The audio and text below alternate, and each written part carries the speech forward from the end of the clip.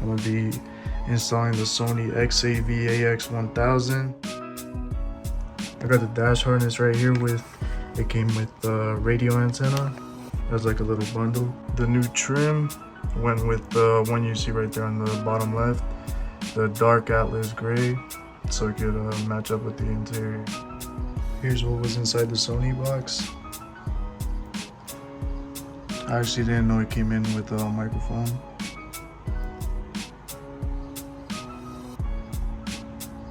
And here's what came inside the Scosche box.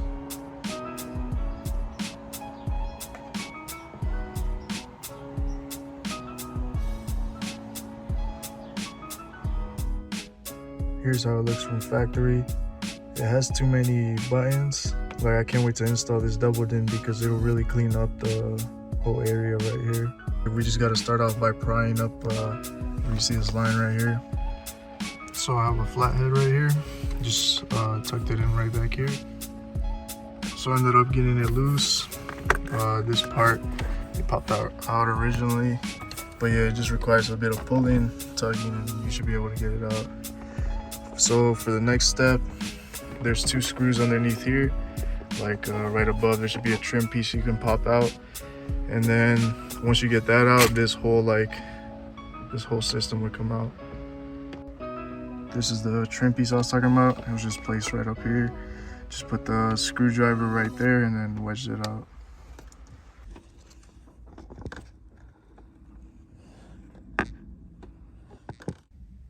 So my dash wasn't even like, there wasn't 2 screws down there, so it came right out. I have it right here. I'm just trying to get it past this little knob right here. Prior to install, you're gonna want to remove your negative battery cable. Put it off to the side just like so, and there we are, just like that. All came off. Just make sure you unplug all the cables. Okay, now moving on to the wiring. So basically you're just gonna match, the colors on here to here, but you gotta make sure that the blue wire from right here is gonna attach to the red wire on here that's gonna connect here, so just add it in. The red wire is the accessory, and you want that blue wire to be tapped in right there. This green one's gonna get grounded, so when I connect the black to black here, I'll just add it in, this green one. Now proceed to just wrap the whole thing up, and just like that, that's the final product. Just went ahead and wrapped it all up just so it looks a little cleaner. Now lastly, what you want to do is just swap everything from the old trim piece over onto the new one.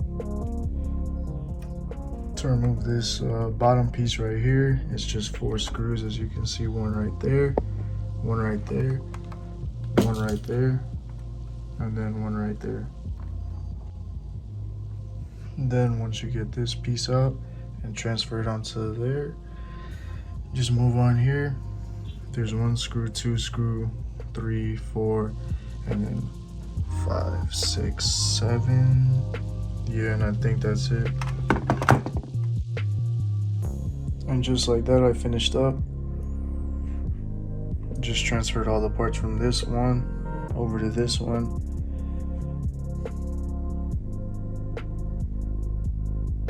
Here's what the front looks like.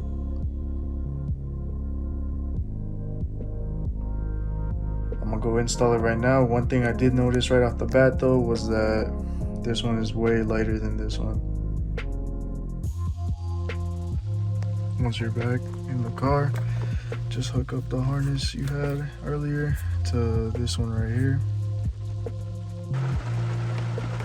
Now that I just reconnected it, put it in, this is what it ends up looking like. It looks so much cleaner. I still need to adjust the trim piece and push it back in, but it's nice. Alright guys, so after the install yesterday for the aftermarket stereo, like, everything was good. It powered on. The only problem was there was no sound. So I went back, undid the electrical tape, and apparently this blue white wire that we did nothing to, when you plug it in, like let's say this piece right here, plugs into this right here.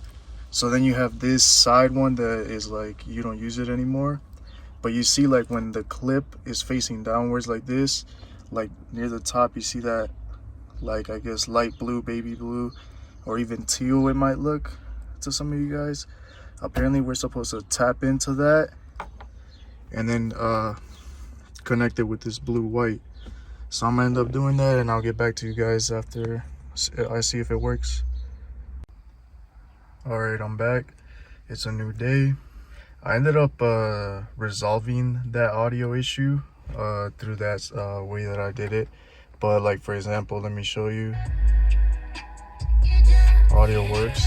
Now here's the only issue that I ran into, and it was that the audio is like double amplified. Like, at least like when I was checking like other people that have done this before on YouTube or like on the forums, and that's exactly what they were talking about, how the audio was way louder. And like, as you can see, like I just turned it up to 1, and it's already like pretty like standard level what you'd listen to while driving. But this is only on FM. On Bluetooth, I mean, you could go up like higher, maybe like to 10 or whatever, and it'll sound like normal, I guess you could say. But I mean, the audio works. It's just that issue of it being double amplified. According to the only info I could find was that people were talking about like it has to do something with like the voltage, like tapping into that wire instead of tapping into something like a RCA cable or something.